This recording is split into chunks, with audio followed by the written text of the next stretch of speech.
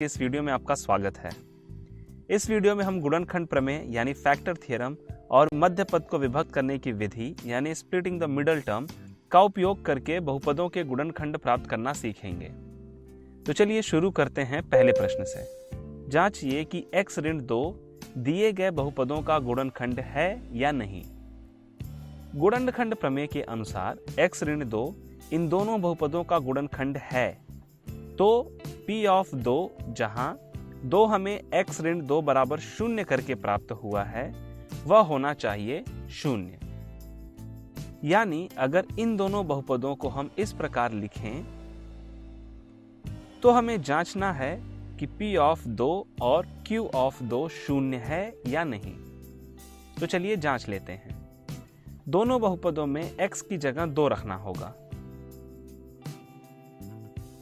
और अब हमें मिला P ऑफ 2 बराबर 0 और Q ऑफ 2 बराबर 12।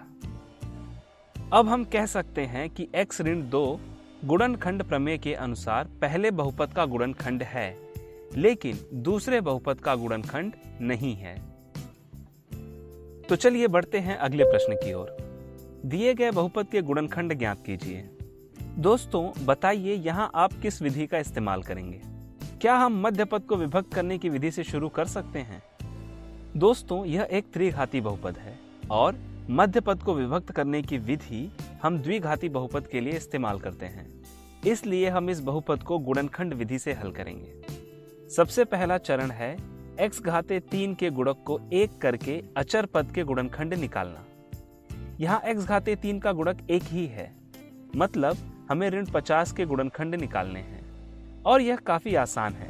हमें बस उन संख्याओं की सूची बनानी है जिससे ऋण 50 पूर्णतः विभाजित होता है और उसके कुछ संभव मान यह हो सकते हैं। और अब आते हैं दूसरे चरण पर। हम एक एक करके इन संख्याओं को उनके चिन्हों के साथ बहुपद में रखेंगे और देखेंगे कि किस संख्या पर बहुपद 0 होता है। तो P ऑफ 1 हुआ 0, P ऑफ ऋण 1 हुआ ऋण 72, P ऑफ 2 हुआ 84, P ऑफ ऋण 2 बराबर ऋण 72, P ऑफ 5 600, P ऑफ ऋण 5 0,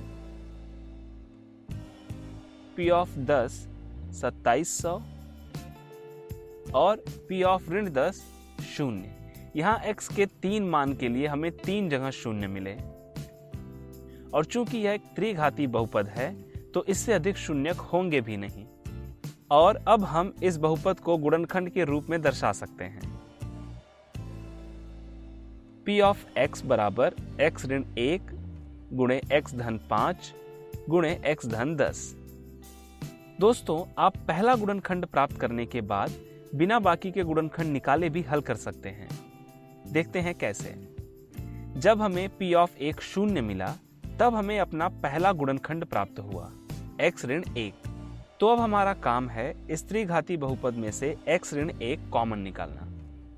यदि इस बहुपद में पहले पद के बाद ऋण x घाते 2 होता तो हम x घाते 2 कॉमन निकालकर इस प्रकार लिख पाते, लेकिन यहाँ ऋण x घाते 2 ना होकर 14x घाते 2 है। तो हम क्या करेंगे? हम x घाते 3 के साथ एक बार x घाते 2 घटाएंगे और जोड़ेंगे।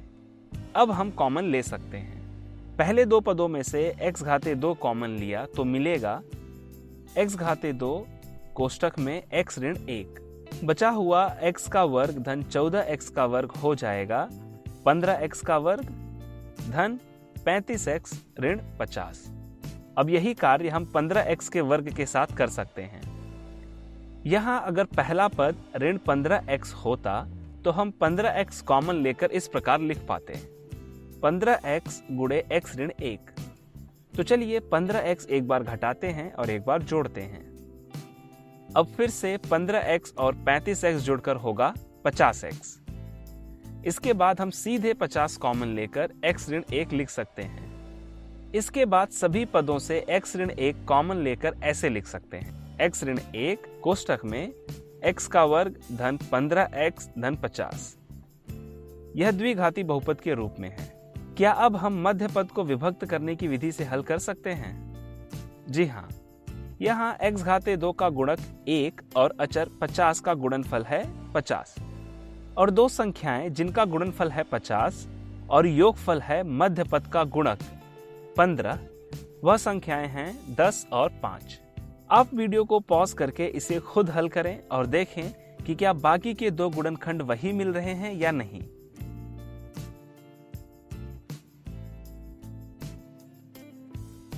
दोस्तों, इस वीडियो में बस इतना ही। आज के सत्र में हमने क्या सीखा? बहुपदों के गुणनखंड प्राप्त करना, गुणनखंड प्रमेय यानी फैक्टर थ्योरम से, और मध्य पद को विभक्त करने की विधि यानी स्प्लिटिंग द मिडल टर्म से। अब मिलते हैं अगले वीडियो में। धन्यवाद।